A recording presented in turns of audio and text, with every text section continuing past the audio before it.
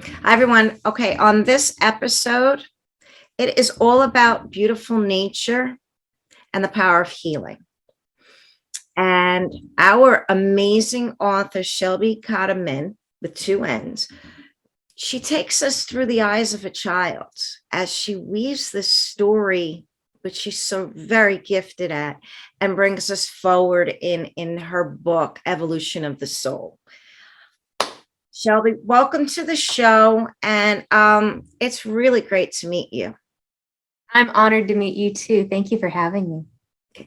So pleasure's mine. So with the book, so it's actually it's a story. And it's a story of a child's finding herself in nature, reflections in nature, and what that shows us, as well as her tale of being that child and her experience through her parents' relationships of pain, love, healing, and self-discovery. Did I get that about right? Very well. So first of all, Allie. Allie's the little girl in the story, and she's delightful. And so tell us, Allie, how did you bring Allie forward? Tell her who Allie is and where do we get to go with her? Well, it starts out in childhood for Allie. She's a sensitive old soul that is keenly aware of the world around her. She has a really acute connection with nature and a depth to her relationships that she brings forth from a young age. And as she grows up, she begins to realize that her dynamics with her parents aren't necessarily healthy. Her mother is an empath, so loving and nurturing, and her father is a narcissist. That traditional coupling of empaths and narcissists shows pretty well in the story. And as an empath herself, Allie navigates the truth she senses with her intuition and sees in the events that happen, and how she processes that to facilitate her own emotional, mental, and spiritual healing, even physical healing. And we get into the physical healing. Oh my goodness, when we get to that point there, but we'll bring the audience to there. And with that point, that was a time that actually there was, and I don't like the word hate, but there was something that was coming up when it was coming towards the father. So and the book is also written in two types of writing. One is the reflection, and then one is the actual her life as she's living, right? So tell us a little bit about why it was you were called to bring it out that way, and what does that bring forward for the reader? I think there's two primary reasons for my style. One is that some of the events in Allie's life are intense and heavy. And I think it's important to have a balance in writing and have buoyancy to bring us back up as a reader from those places. But also, even more importantly, it's a demonstration of the power of taking time to deeply reflect on the events in our lives in order to figure out how we feel and what wisdom we can draw from that and ways to move forward in life in an empowered and centered, grounded way. And the reflection as it's woven through the book, they're truly reflections that are often coming from nature and the beauty of nature, and what that mirror or what that evidence is there to give us knowledge. Can you lean in on that a little? Yeah, I think we all have innate higher wisdom within us. And when we take time to just be present with nature and appreciate its simplicities, but also intricacies, we see God reflected back at us. We see healing from within based on the higher truths that we can notice in our surroundings. And so Allie's connection with nature is a demonstration of the power of spending time outdoors and what that can do within our hearts. And within that, I mean, right from the beginning, it's woven in that it was a central part of her being. Yeah. Okay, so and I love the playfulness that comes through, even with the, as you're realizing the pain that the child is experiencing. Whether that being the frogs that are coming through, or the, oh goodness, collecting the cocoon, why is The caterpillars. thank you very much. The Yeah. caterpillars and the milkweed too, and I didn't know that about milkweed either. But she's always drawing strength from nature. Where does that show up for you, and how you brought that forth in your life, in your experience? Nature has always been just as innate for me as it is for Allie. It's a place where I have very deep feelings, deep thoughts, that sometimes I feel like nature can hold the entirety of me in a way that people cannot. And I can find a depth of being known when I'm among the prairie and the trees that extends beyond anything human. So what's coming up for me is that oneness with the universe. Mm-hmm. And outside of ourselves, that we are part of it all, within us and outside of us. It's very transcendent.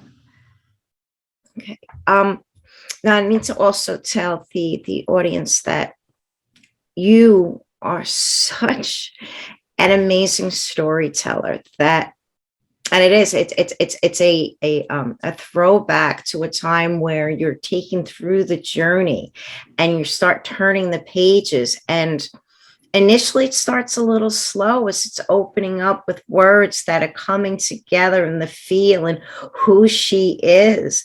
And then you have us, and you have us with your ability to create characters that are very, they're endearing to our heart, and we know them from somewhere in our own lives, and that connection and being able to write that is really truly beautiful, and a great gift, and it makes you want to read the book more, and you get us, you get us once we're in there, and that's truly a talent, and that's what you do with this book.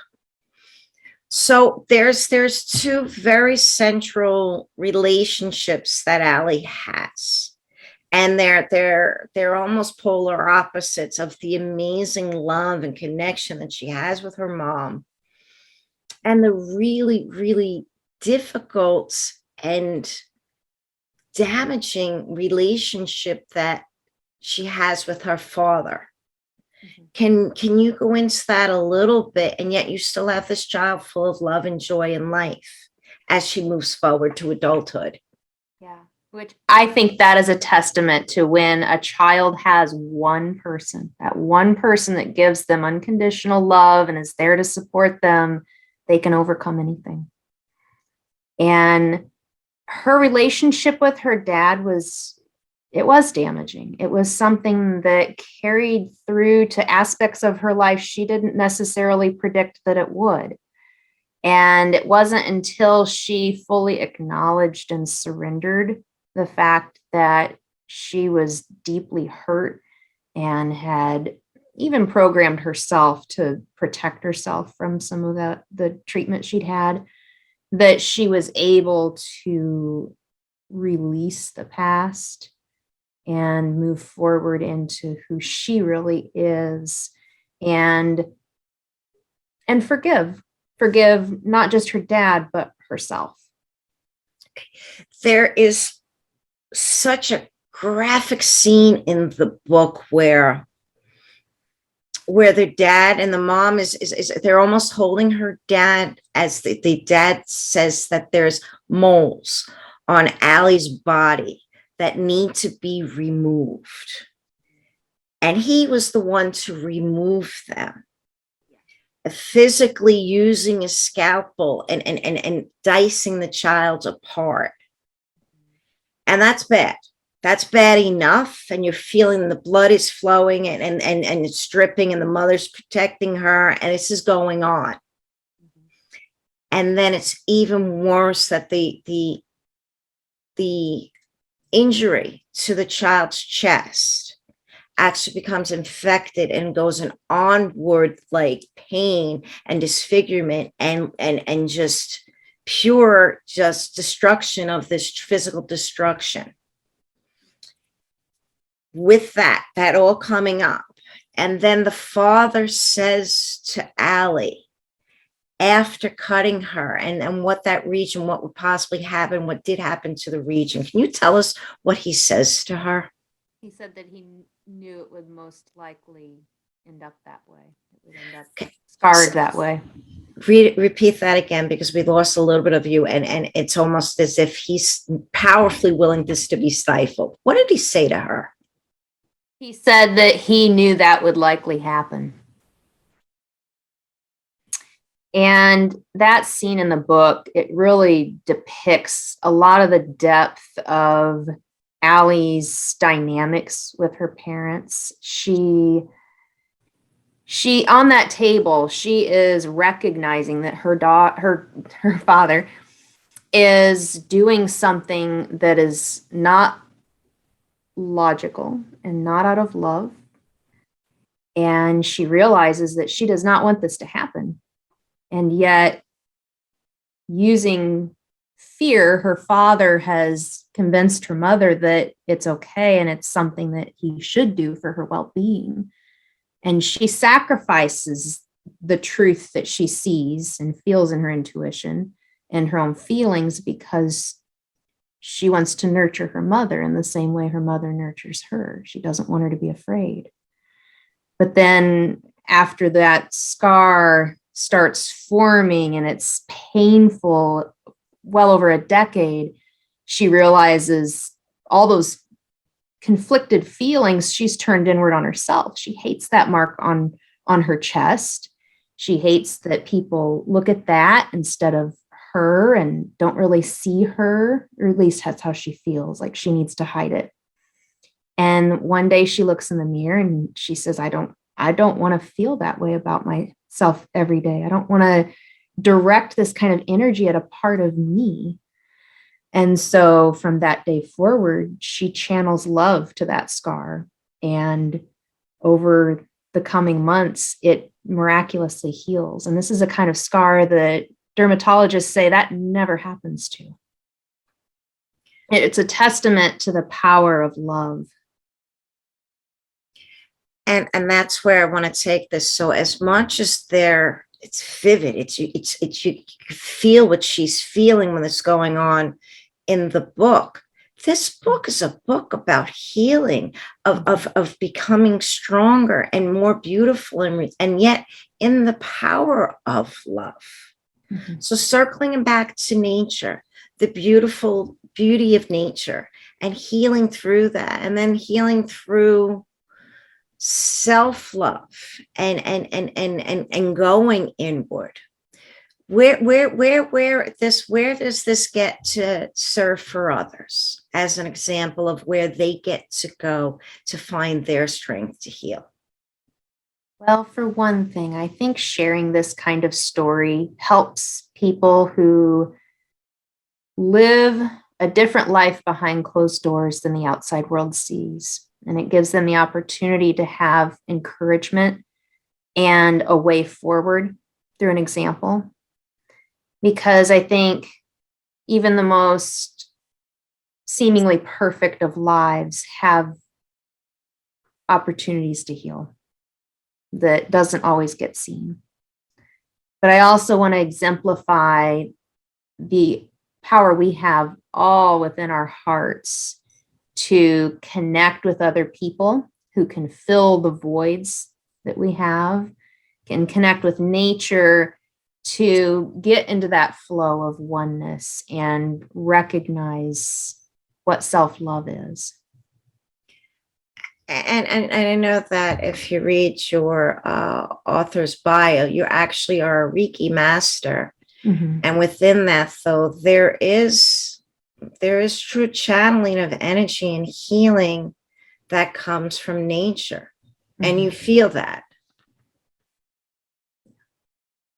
Every one of the chapters that I wrote in reflection were meditative, prayerful, feeling that oneness and kind of agape love with nature. So we're at a place where we're still now living in isolation, just by the nature of where we are in this history and time. Mm-hmm. And through that isolation, depression is up, people are hurting, and people are hurting alone.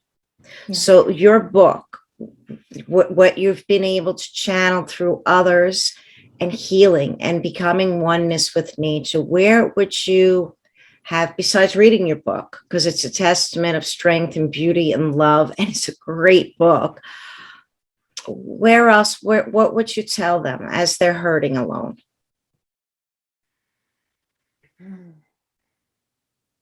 I think it's very important to acknowledge your feelings and acknowledge. Lean forward a little bit. I'm losing you. Oh, I'm sorry. There you go.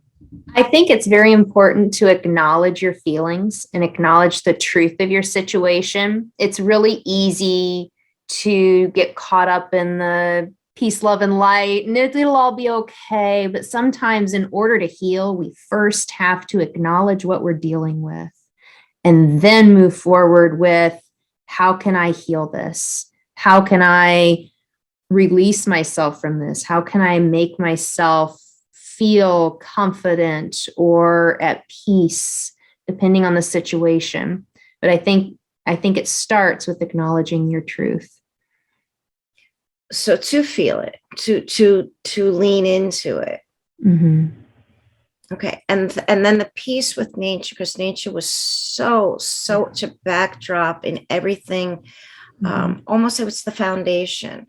Where would you say, even people that are living in the city or maybe not have a pond in their backyard, and where do they get to go? What would you advise them? Recognize, we all have intuition, and it's on in the background anywhere we go. So tap into that and figure out the places that make your spirit feel at peace. It can be a certain walk through a particular streets of a neighborhood, or it can be standing near this particular tree.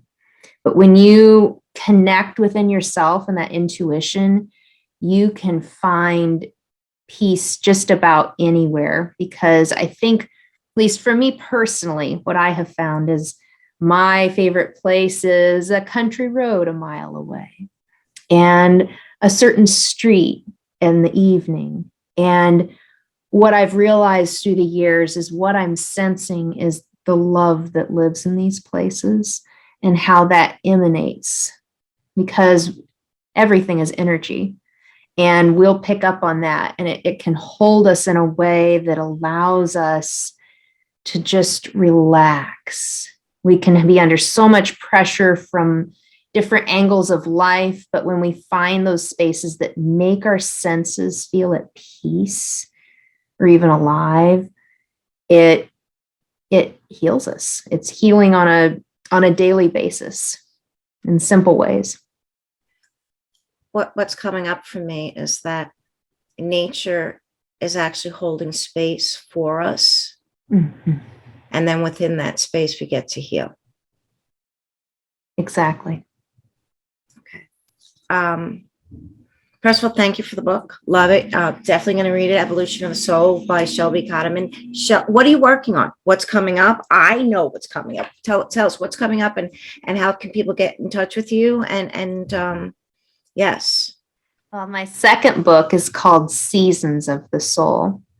And between my two books I've released within the past year, the first is like an example, and the second is application. So you can take the way that Allie healed herself and apply it to your life through my second book, because it's a series of reflections framed by the seasons of the year, but they're not seasons necessarily guided by the calendar. It's the fall that you're going through in your life of change or loss, or the winter where you're diving deep within and digging for strength, or the spring where you experience revival and growth and trying new things, or summer where it's exaltation and celebration of the pieces of yourself you've discovered in your journey. And so I'm excited to bring that forth so that I can guide others through an opportunity to look within their heart and reflect on different aspects of their life that they can heal, empower, find peace or confidence in. I'm excited for it.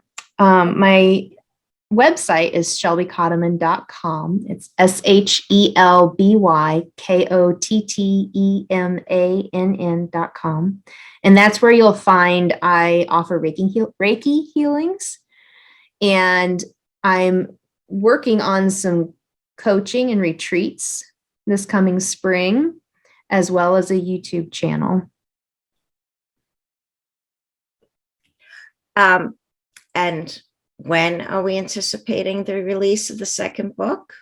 The second book comes out digitally February 1st and in print a couple weeks later.